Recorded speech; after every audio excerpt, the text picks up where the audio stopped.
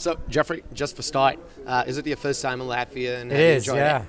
Absolutely enjoyed it. I've been a little jet lagged, but otherwise I'm looking forward to tomorrow and being caught up and just exploring the city. Okay, great. About the conference, is it important, and maybe why?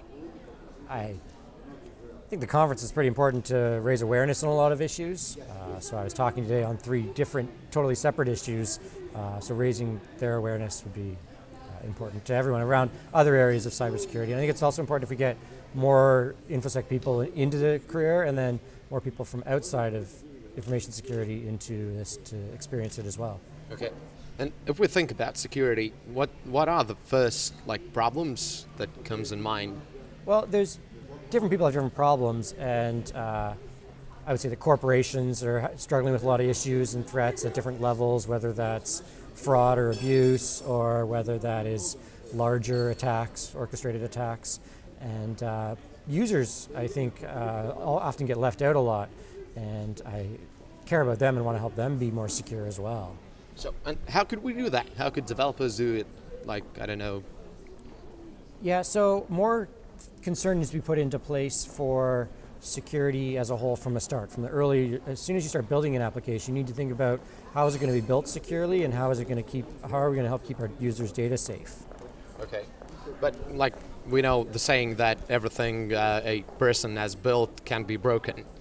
So it's an endless journey, no? Yes, but you should set the bar high enough to make it more difficult for an attacker, and I'm not sure the bar is being set high enough right now. Okay, and what could we as users, as common people, just do to get ourselves more secure? Yeah, so we'll find that actually some small adjustments in behavior will greatly improve your personal security posture. Things like not using exposed wireless points, using a password manager to put strong passwords in, enabling 2-factor authentication on your accounts, locking your devices so that if you leave it unattended, some hacker doesn't walk by and pick it up and start using it. Mm-hmm. And then that would also put full disk encryption on it so that if it's lost or stolen, they can't easily access the data. These simple behaviors would be ways to take those simple steps, and you greatly improve your personal security posture easily. And then from there, you could continue to take further steps to increase that. Who should involve in the struggle? Developers, users, but maybe some governments or, I don't know, organizations? Obviously, it's a multi-stakeholder sort of collaborative process.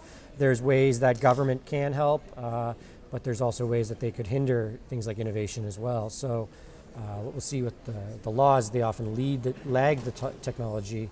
So with the technology evolving so quickly, it's important that the government plays catch up in a safe way without making too many knee-jerk reactions to new technologies. Mm-hmm. Maybe where should Europe just put up on their policies to get better? Well, I wouldn't say I'm a European policy expert. So, okay, so maybe Canada or North America? Yeah, I think what happens is, what I'm seeing in Canada and maybe North America, US is a bit of a different beast, but in Canada, you'll see a couple knee-jerk reactions. We saw this in a couple legislations that occurred over the last couple years, and then a change of government and hopefully some progress in repealing some of those laws and refining them to make them more suitable for both public and consumers and companies alike. Mm-hmm. Okay, so thank you, but at the end, could you just wish something to our audience or viewers, I don't know, about the near future maybe? Well, if you're ever in Canada and want to come to some conferences, hit me up on Twitter or something. It's @Mr. Vaughan, and I'd be happy to show you around the InfoSec community of Canada.